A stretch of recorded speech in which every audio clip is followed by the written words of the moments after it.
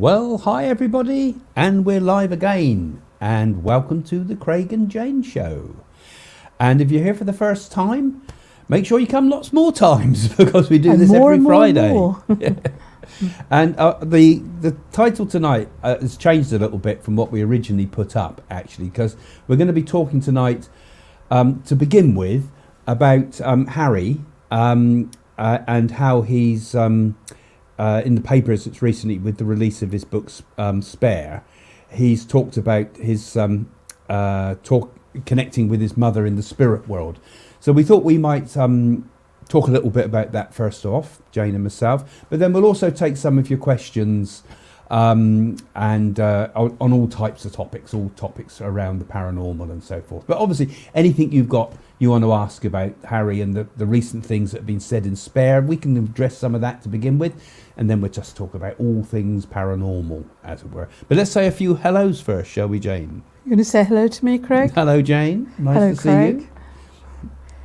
Hello from Ohio. Love you guys, says Tangerine Cottage. Oh, thank you.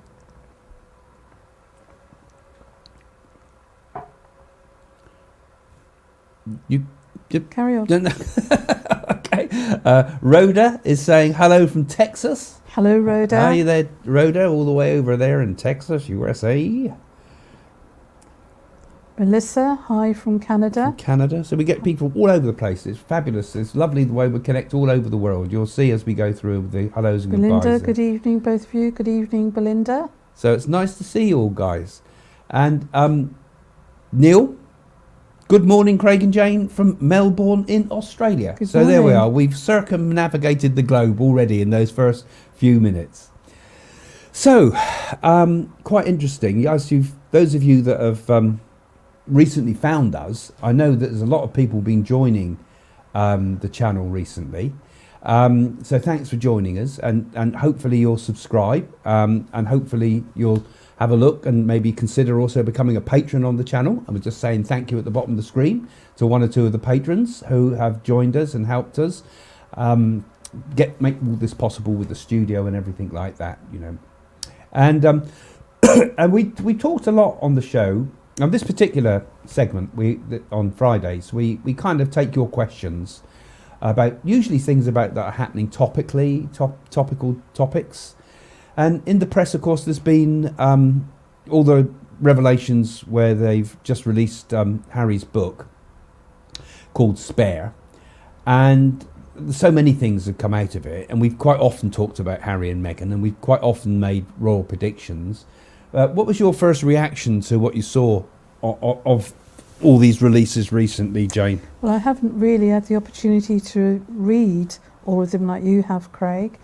But there's one part of me that feels quite sorry for Harry, because I feel, well, he made a choice, didn't he? He used his own free will to go out and go separate ways. But I still feel in his heart of hearts he's still grieving for his mother, and he's found it very hard to cope with.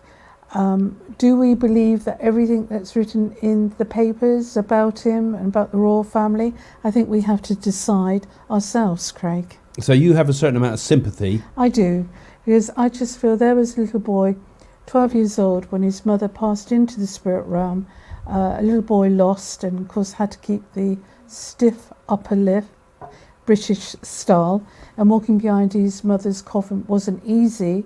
And then along comes Meghan when he's older, and nurturing him, and perhaps he sees Meghan as a substitute for his mother, because I think there was an article that said that Princess Diana came through to Harry and said it had been exactly the things what she would have done and moved into California. Well, that's what I'm going to start talking about, because I've actually got some of the newspaper articles in front of me here, and I'll just read us some of the stuff that they're saying, like the Daily Mail here. It says, Prince Harry claims he spoke to Diana through a psychic, and a leopard in Botswana was a signal sent by her. That's the main headline. So those of you who haven't seen some of these articles, obviously go and read the main Daily Mail article out online as well.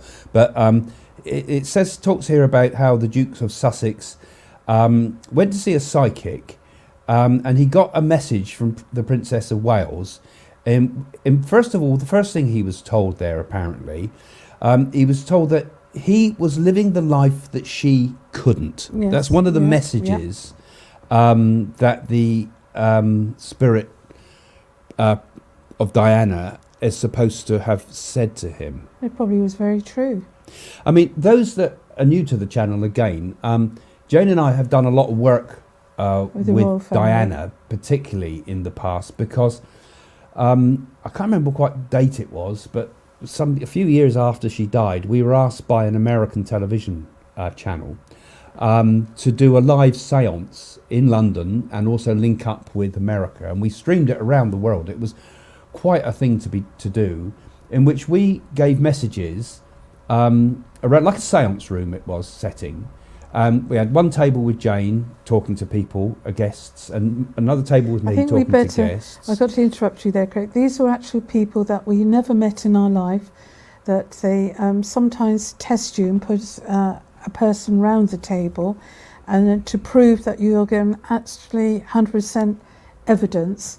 And these were actually people that personally knew Princess Diana and had travelled with her, one being a personal secretary, another one that worked with her through the Red Cross in Africa and everything, to give proof. And Craig and I was not allowed to meet one another beforehand separately, so no cheating or anything like that. And the messages were very, very powerful and very strong, wasn't it, Craig? Yeah, well, these were the show billed it as friends and confidants of Princess Diana. So, like Jane said, we had all sorts of people. We had journalists there. We had people that worked with her in Africa with the AIDS and things like this, and all sorts of people, and even one plant on the table who didn't ever know Diana.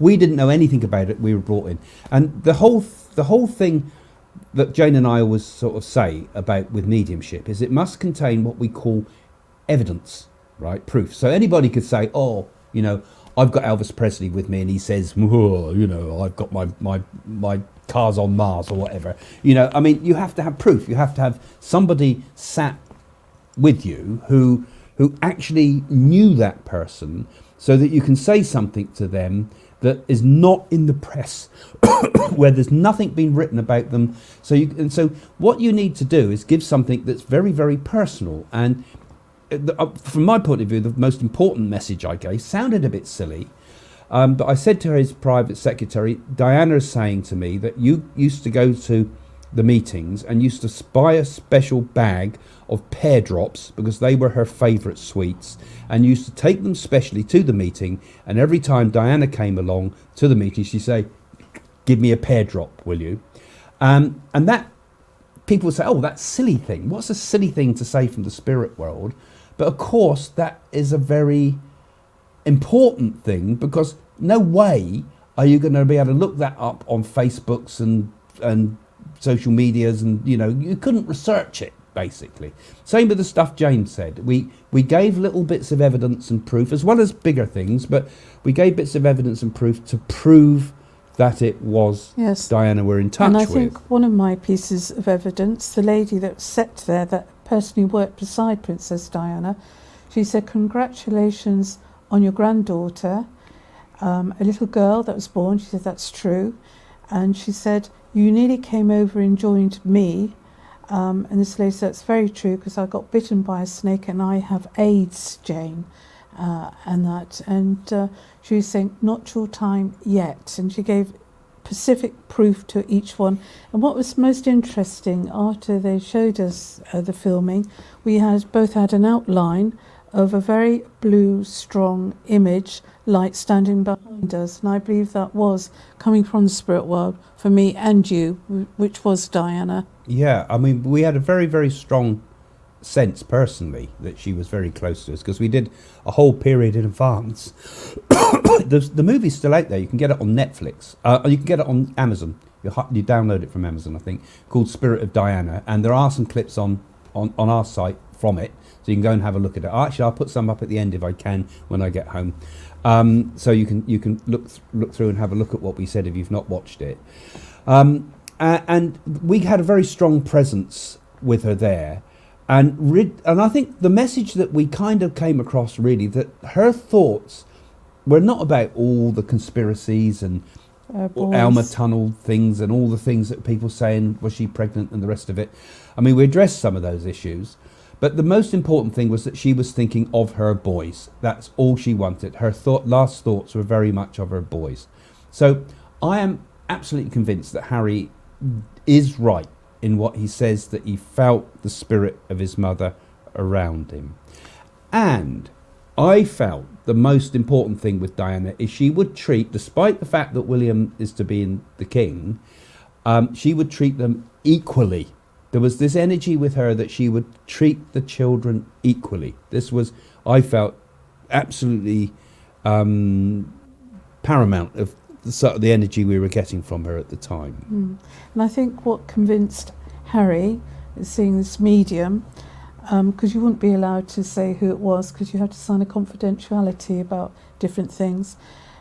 His daughter broke a bauble on a Christmas tree, and he had to clear it up. And the first message that came through is, what about the bauble on the Christmas tree? I was watching from beyond. Yeah, and that, I think, this is why I think the message that he had from that psychical medium, they call them a psychics, female from the looks of it. They don't give the name, which I think is a bit hard on whoever gave that reading, because this was good. This is proper stuff, because it said in the Mail article here, in another passage, this is from the book, Harry wrote how he was told his mother's ghost witnessed how his son Archie has broken a Christmas tree ornament in the shape of the Queen. Now, did the medium say this was an ornament? Because everybody breaks ornaments. But she said an ornament in the shape of the Queen. Now that starts to become quite specific. And it says, it was claimed that the psychic quizzed the Duke over the breaking of a Christmas ornament, who admitted his son was attempting to fix it.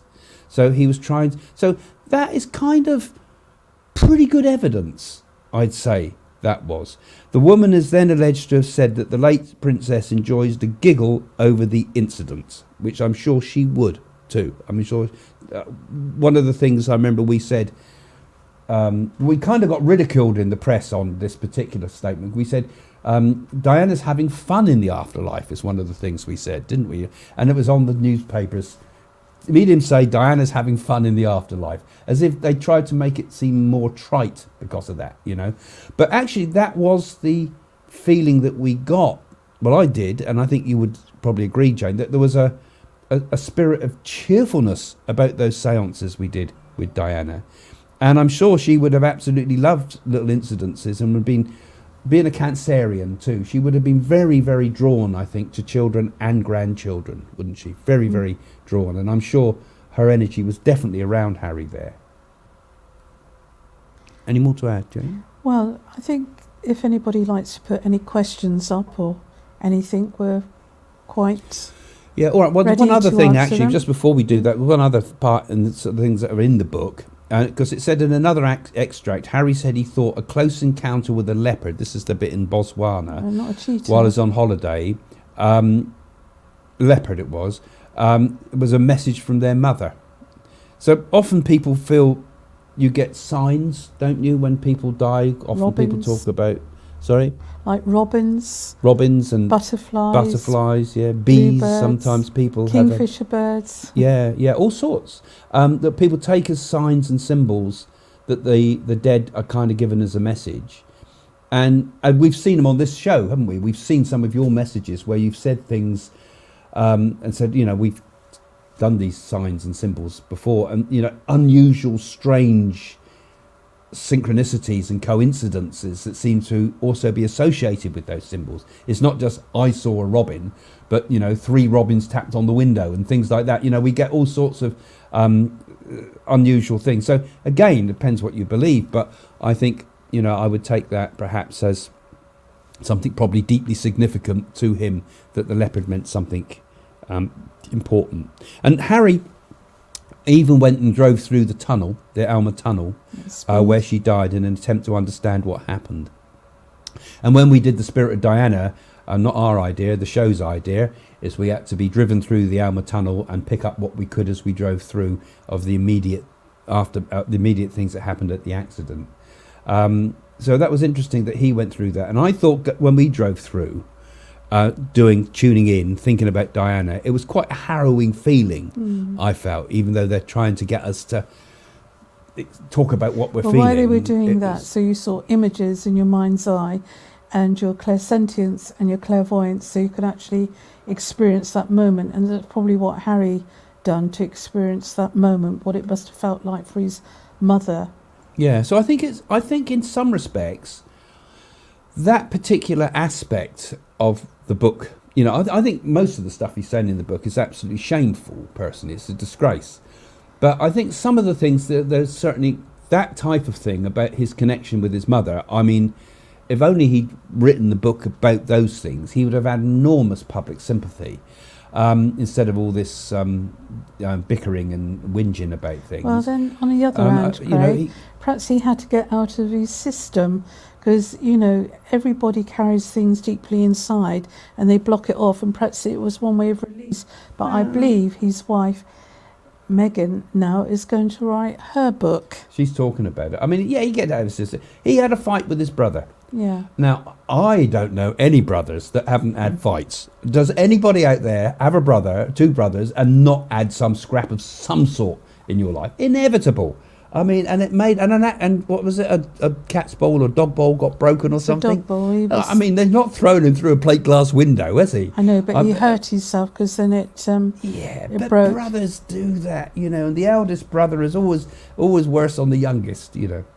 Diana would not pleased with Harry attacking his brother. I don't think anybody would be pleased with anybody attacking their brother. But well, we don't know. Honest, we really don't know what happened. We don't know if things got out of hand and that, because, you know, I see Harry slightly damaged. Does he exaggerate? Yeah, he exaggerates terribly. And so some little tiny scrap between them is turned into something as if it's some boo-hoo moment.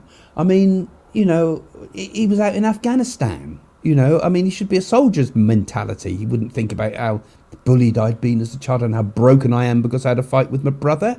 He was basically jealous of his brother. So this is now where we start talking about some of the other aspects of it.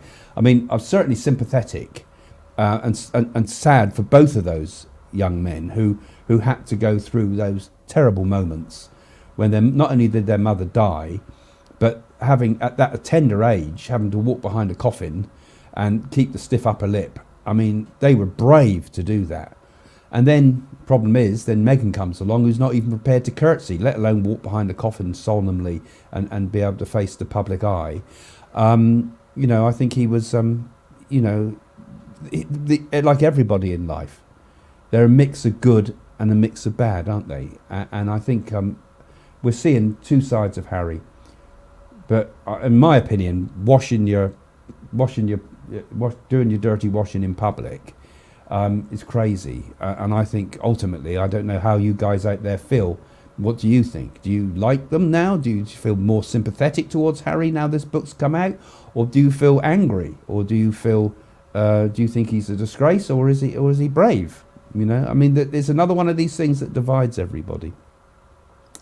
Now, this is one for you. I love animals. No one has mentioned the mental health of William and Charles. Craig and Charles would go into depression.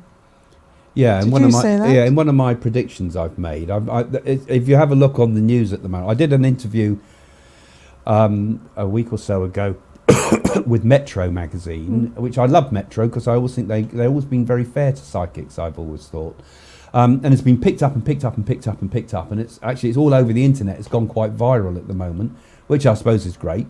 But one of the things I said is I felt that Charles is hiding a sort of depression at the moment. You know, he's hiding a very serious depression, and I think it's going to come out after the coronation. If anybody has got depression, I'd say it was Prince Andrew. And that's the other thing I said. I said that Andrew is also in exactly the same boat, but he is going to take an overdose. I don't see that, Craig, but he's on the edge. We might not even learn of it, that's the problem, but my feeling that might come out in due course. Well, I feel he's on the edge, and I feel, you know, anybody on the edge, they've got a tremendous amount of stress, and it's as if he's very blinkered and thinking, you know, I've been pushed aside because of scandals and that, and this isn't right, because he was the Queen's favourite son. But I feel Charles is not going to have any nonsense, or William. No, he's going to be slipping. I think all of them are going to be slipping a bit, actually.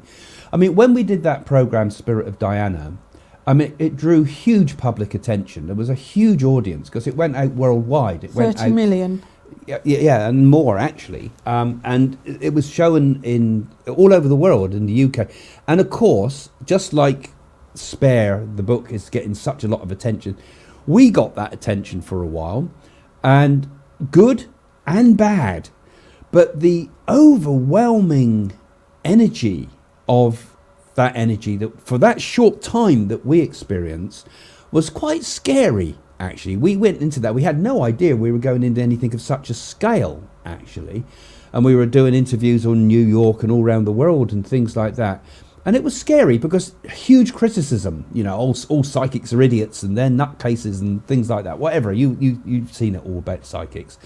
And we only had that for a short period of time, and then it all dies down like it does with all things in the news. And yesterday's news is tomorrow's fish and chip paper. But for them, for those in the royal family, they've got that 24/7 throughout their lives. I don't know how many people could ever really, truly cope with it. And I think Harry's become a very, very vulnerable person. And my thoughts are that Meghan has taken advantage of that vulnerability and kind of steered him by the nose or grabbed him by the hand. Yes, but I think in her direction. I think with Harry, he was looking for love, and this girl come along, and if you notice, she never lets go of his hand, or she's always got a hand to keep him in check. And if he says something she doesn't like, she suddenly scowls at him and looks at him like that, Craig. But I think when you're going back about the press, New York and all that, we was told by the Hollywood producer that we coped with it pretty well. And some saying here, I think there's a certain amount more public sympathy for Harry. Looks like it feels that Harry's had a raw deal from everyone, from the royal family and the public. So. Up to a point, I think he has in some respects. I think all of them have in their own ways, actually. It must be a very, very hard life to handle a life like that. Like I was saying, it must be terribly difficult. Fame's one thing, it brings riches, I suppose, but it brings an awful lot of other things in its wake. And we've met many famous people in our lives through our work, and it's surprising how many of those people that we look up as heroes are very vulnerable underneath. Very, very, very vulnerable. And it's scary for people, you know. What's this? Reader? I feel that he's behaving like a self-absorbed individual and is not accepting any responsibility for his own actions. He will one day regret destroying his relationship with his family. Well, I'm sure it must be very hard for King Charles, if you like, because, you know, at the end of the day, it's his son, and he wants to do the best he can for the public out there, and he's torn. And also, I think also in the book it said that Harry very much disliked Camilla, called her the wicked stepmother in that, because I felt he always blamed her for the breakup of the marriage to Prince Charles. So he's got very mixed emotions. He probably does regret leaving England, but then you've got to understand he's got a family and he's gone over to America to be with his family, and it's suddenly, I think, the light bulb moment, what have I done? And I think it is disrespectful what he's done to the royal family. I loved the Queen Mother very much, and I like Princess Anne very much. They're my two favourite besides the Queen. But the thing with him is, what I think is so shameful, frankly, is how it's like every man has his price. You know, it's like how much to sell your grandmother, you know, I mean, how much to sell out your family. I mean, that's what he's kind of done. He's sold out his family, made masses and masses of money from it.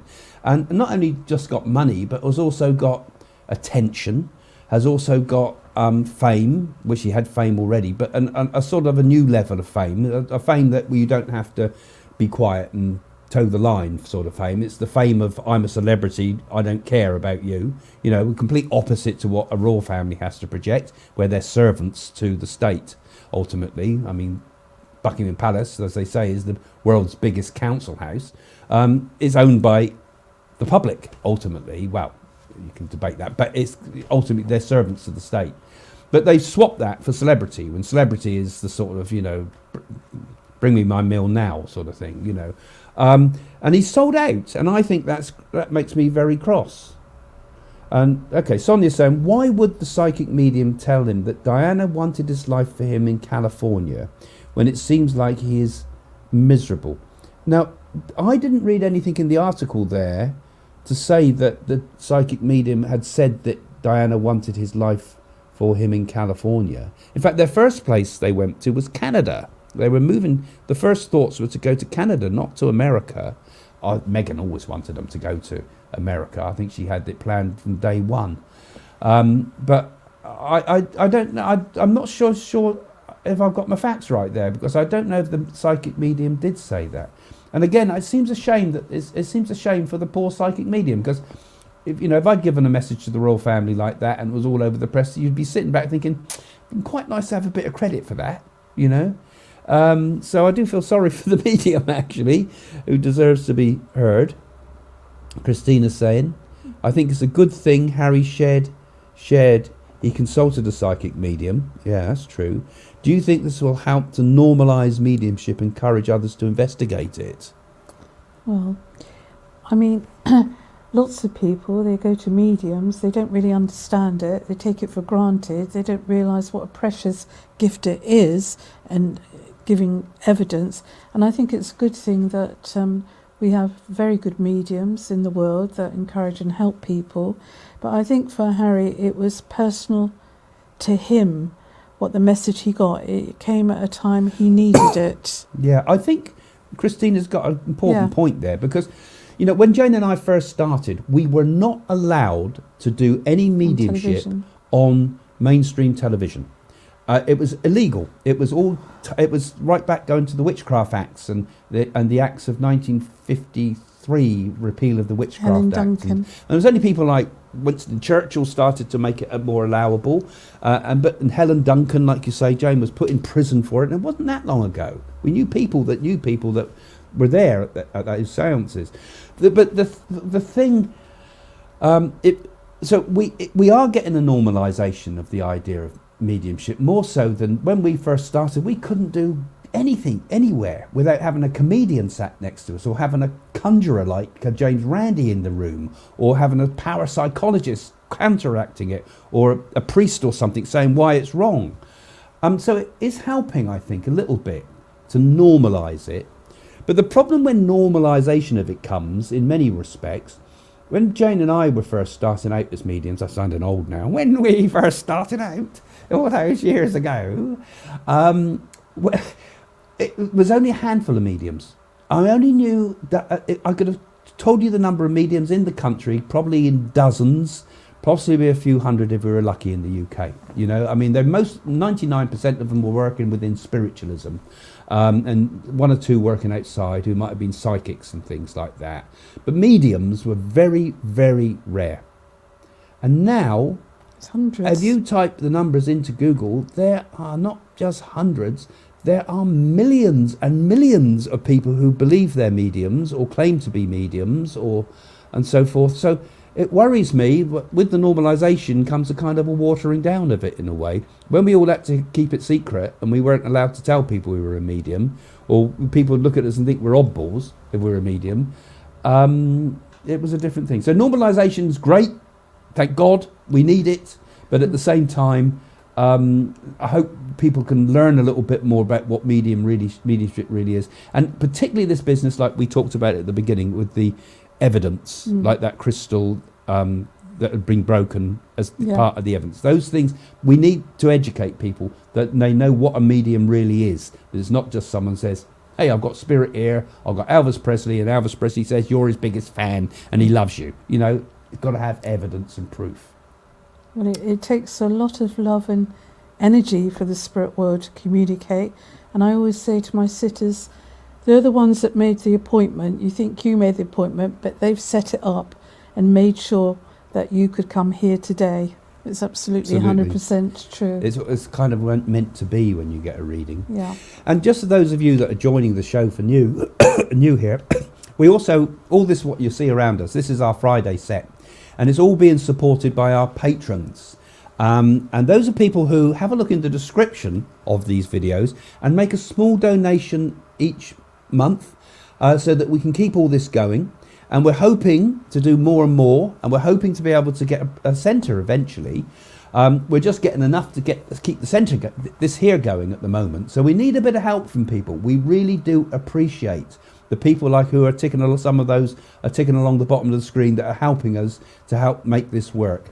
And if all of you out there could just give a small amount, we could do incredible things, and we could get a bigger reach with what we say. So if you like me and Jane, you like the fact that we do our work, like today we've taken our Friday night off so we can do this for you. You know, if you like what you see, do support us and help to make this work by having a look in the description below and go and have a look at the link that says become a patron. And for a small amount, you can help keep this going for us, and at a bigger amount you can also support us a little bit more, and there's all sorts of extra content there. You can interact with me there. If you want to ask questions, you can ask me questions personally through the patron pages.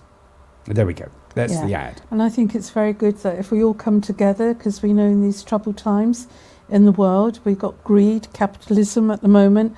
So if we can all do good things while we're alive on the earth, then it's been well worth our time being here. And like Christina said, we want to see it normalised, yes. The whole idea. But the same, we want common sense.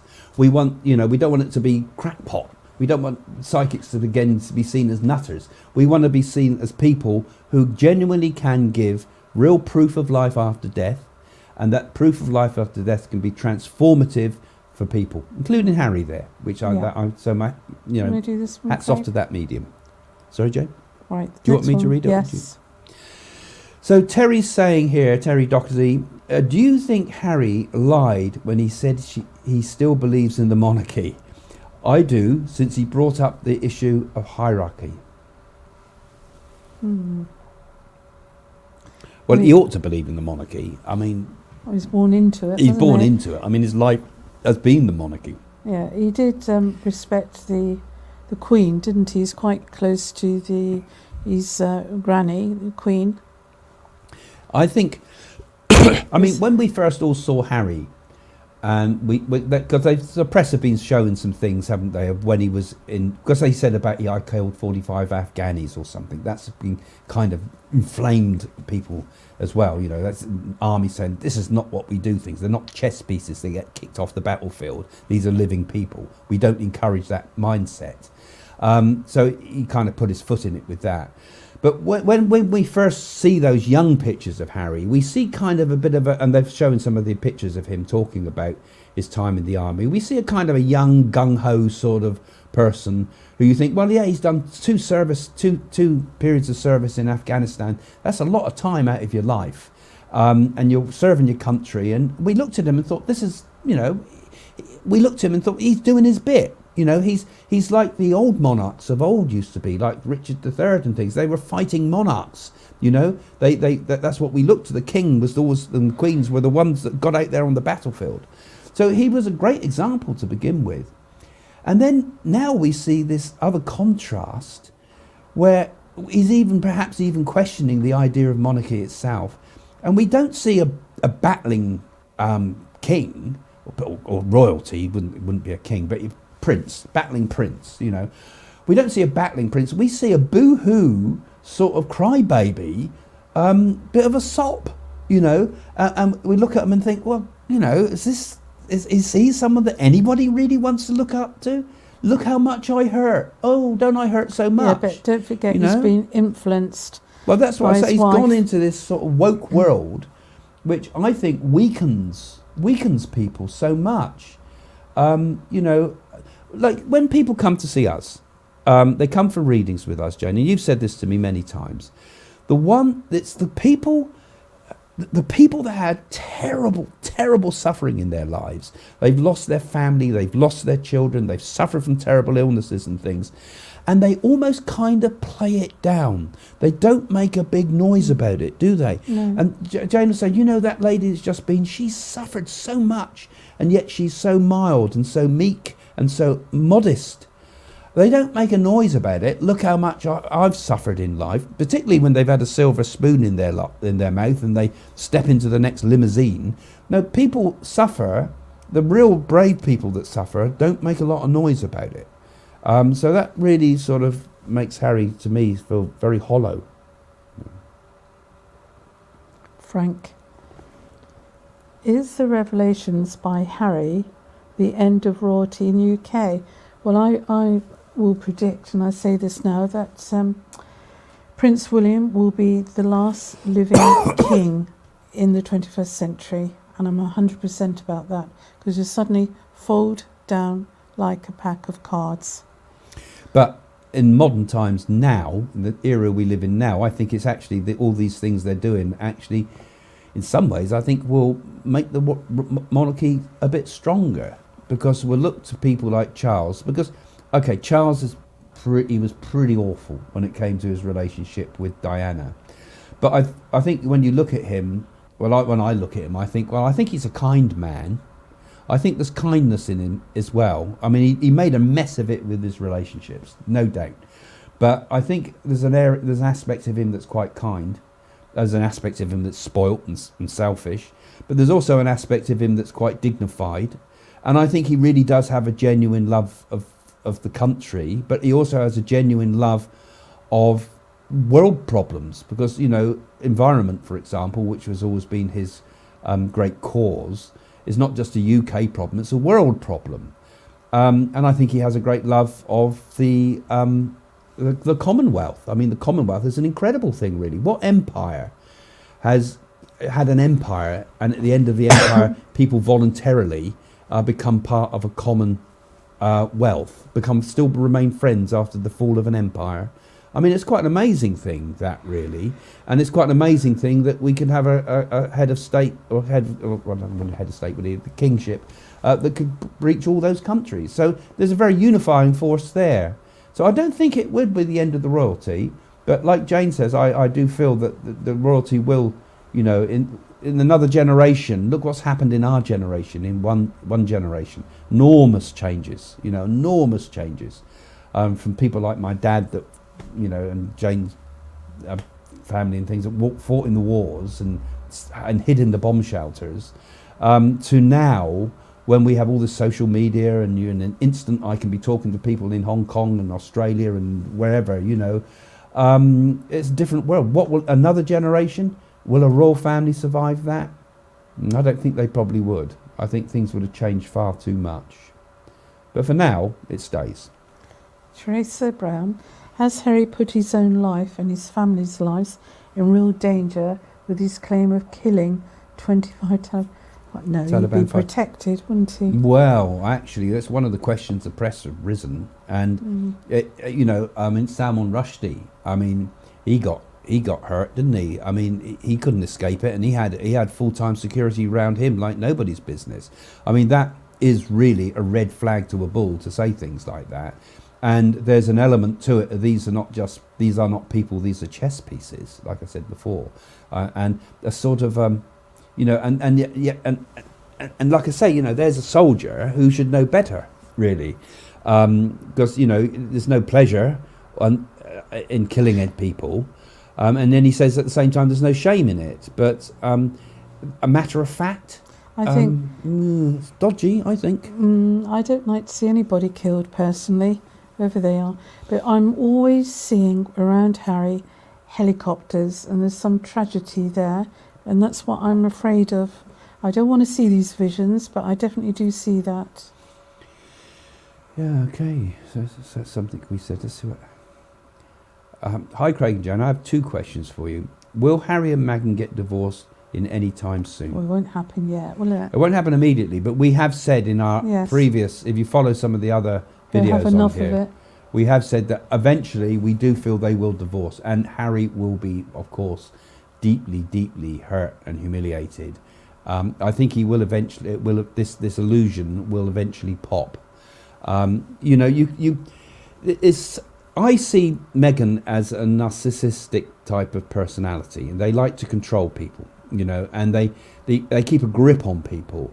And a certain point comes if a person's being dominated by someone who's very narcissistic, something that they have an unease about it that stays with them for quite a long time. And then eventually something comes when their narcissistic personality becomes so explosive that the person that's being controlled will pop and say, and they suddenly see through it. They suddenly realise that they're being controlled all the time. Their life's not being their own.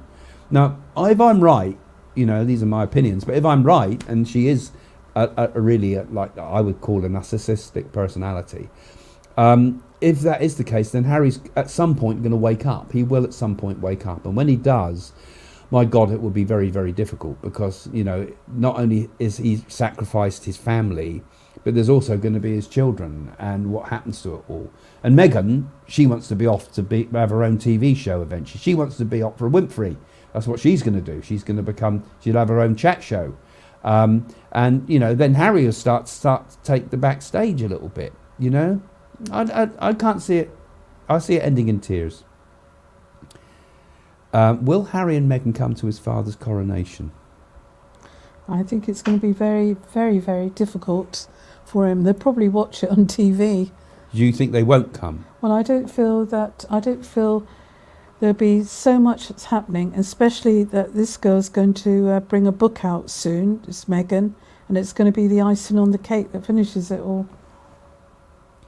I think Harry will come to the coronation. Meghan won't be there. Meghan won't be there. I think Harry will come.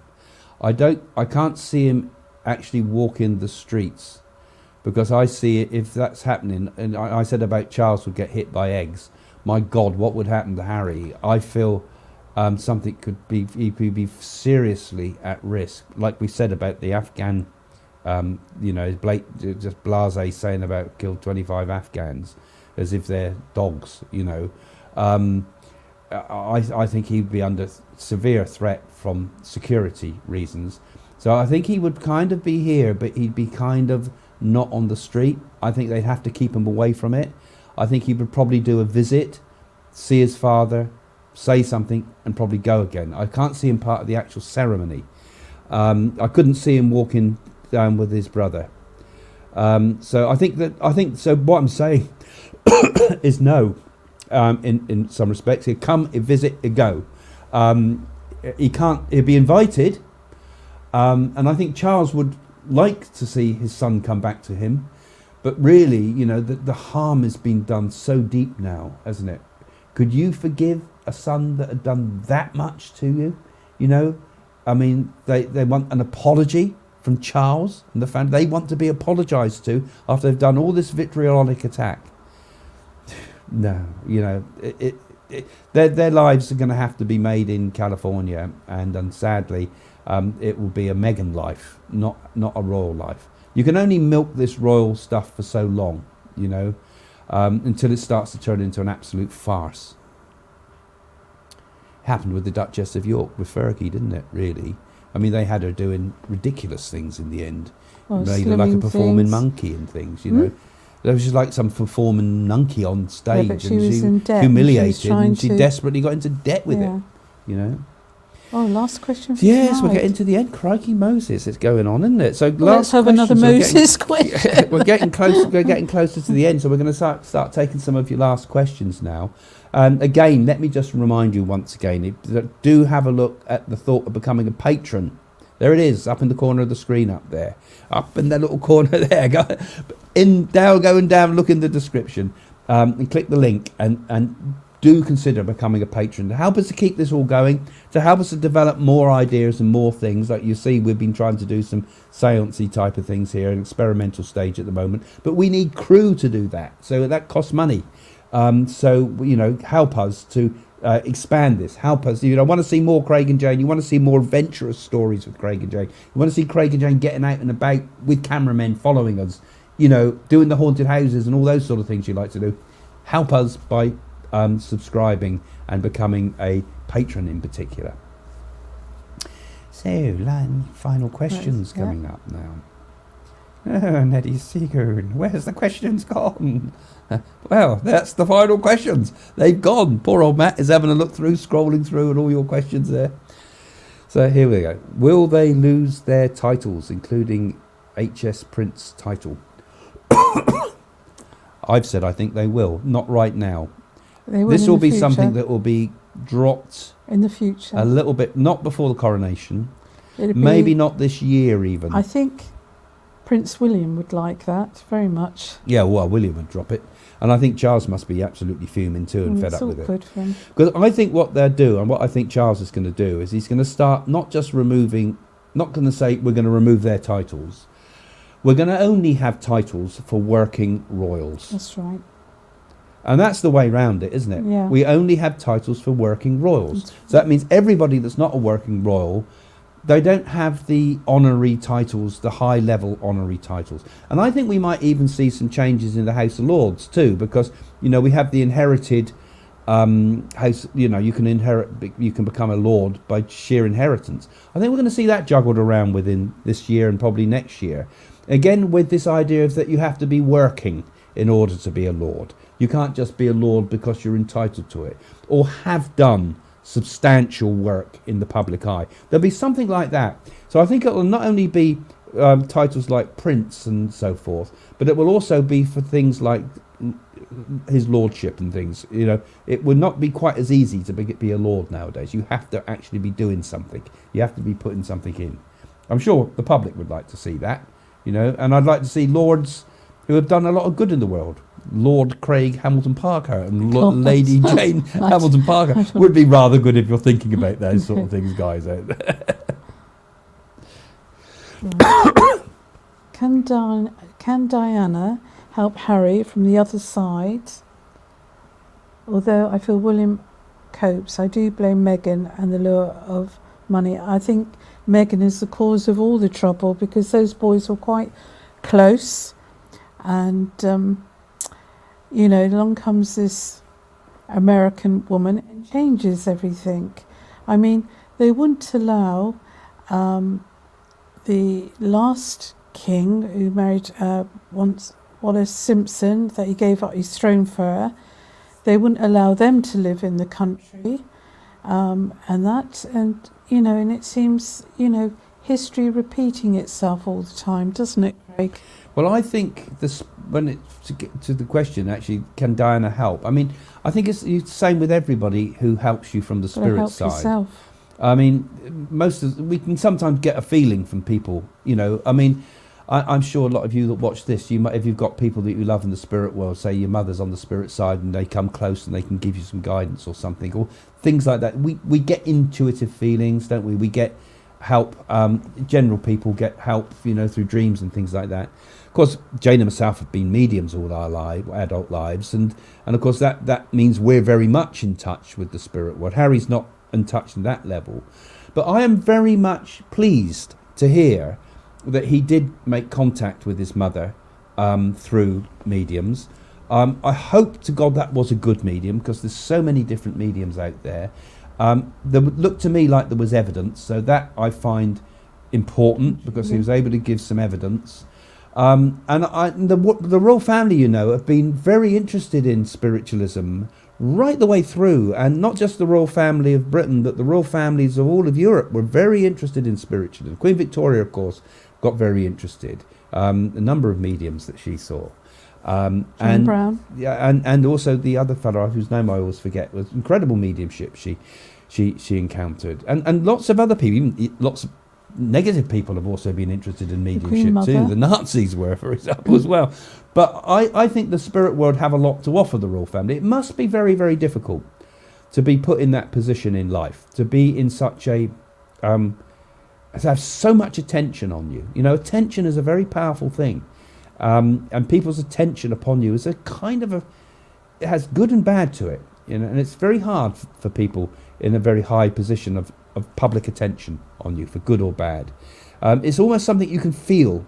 You know, if ever you've stood in, you know, those of you that are been actors or actresses, or certainly have been mediums, when you stand in front of an audience, a big theatre, there's an energy there. There's an energy, and as a medium, you can feel it move. You can feel it move from one side of the auditorium to the other as the spirit is ready to give you the next message. You know, it's an incredible feeling. It's an exhilarating feeling. You can be exhausted before you stand up on stage, and as soon as you stand up, pow, there's all this energy. Even Jane and I working now, we can feel the energy of the people watching us and connecting to this place.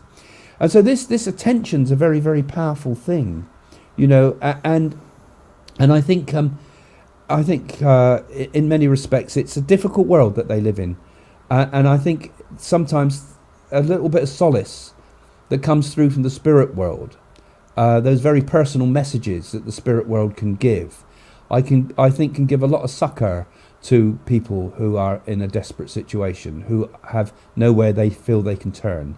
And I do hope that mediumship can reach people in high positions. You know, I'm always happy if I can do something for somebody that's a politician. I'm always happy if I can do something for somebody that's in a high position in life, because I feel that way we maybe can get a little bit of the truth coming through, that life is not just about this world, but we need to look at the bigger picture.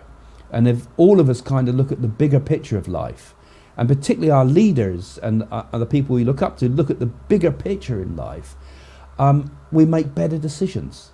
When we think it's not just, you know, when I'm dead, look at Putin, I don't care about everybody, I don't believe in any afterlife, sure he doesn't, you know, I'd make my mark on history, you know, and then I'm dead, you know. But if you think I make my mark on history because I'm going to leave this world a better place, and it's a place I might come back to, you know, maybe we have a better world. I think he will pass this year, that Putin.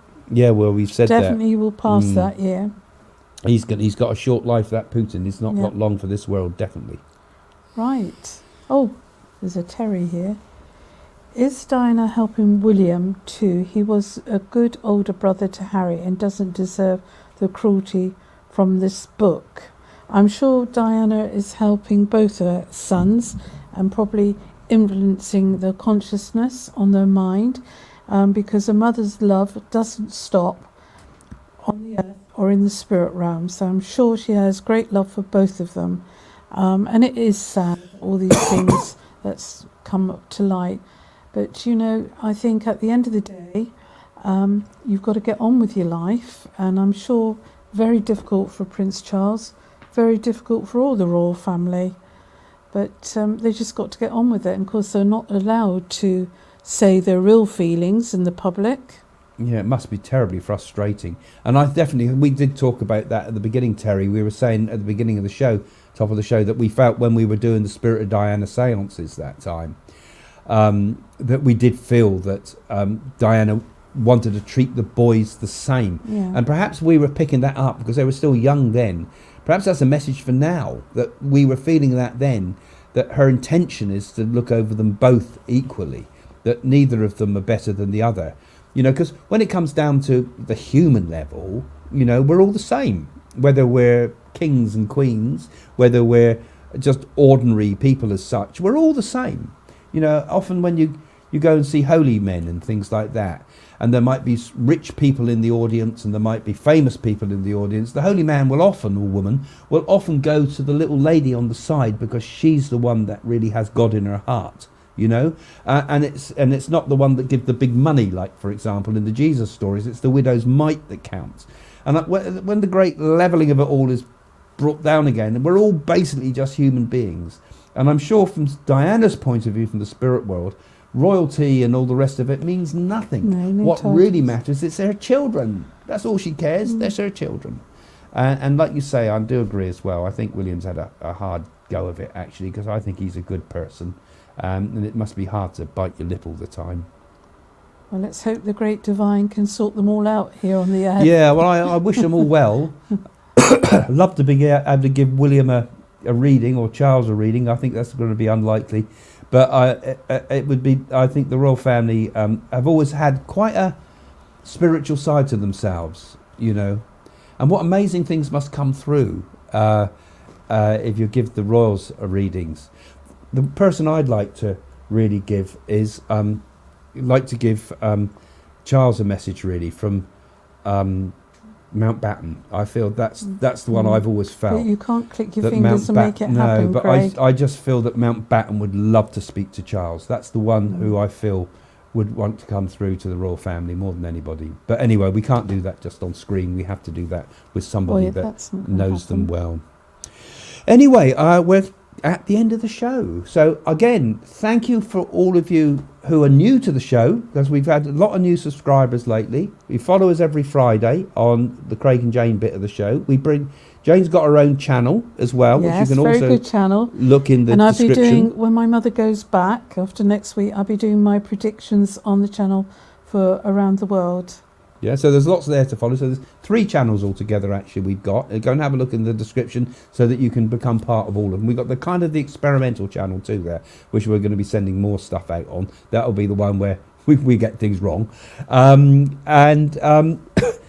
Again, help the channel. You know, you're finishing the show now. Go and have a look at the description below if you're on YouTube, and click that little link and have a look about becoming a patron. Perhaps Craig, Prince Harry and Meghan Myrtle might like to give some money from their all the TV shows and the books. Well, yeah. Well, we gave our money for the Spirit of Diana, didn't we? We gave all that to the Prince's Trust. We didn't take a penny for those shows. That's something people forget. Yeah, and we gave money also for the Children's Cancer Ward in Southampton. We didn't take. Well, those seances was Princess Diana. We didn't take a penny. It all went to the Prince's Trust.